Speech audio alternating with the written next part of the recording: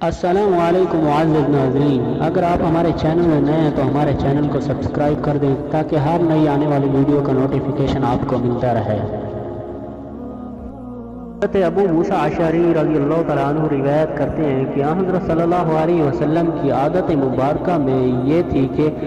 جب آپ صلی اللہ علیہ وسلم کے پاس کوئی ضرورت مند اپنی ضرورت لے کر آتا تو آپ صلی اللہ علیہ وسلم اپنے شرکائے مجلس کی طرف متوجہ ہو کر فرماتے کہ اس کے لیے دعا و سفارش کرو، تمہیں اجر دیا جائے گا، اور اللہ تعالیٰ جو پسند فرماتا ہے وہ اپنے نبی صلی اللہ علیہ وسلم کی زبان پر فیصلہ فرما دیتا ہے۔ دوسری حدیث یہ ہے کہ حضرت ابن عباس رضی اللہ تعالیٰ عنہما روایت کرتے ہیں کہ بریرہ اور ان کے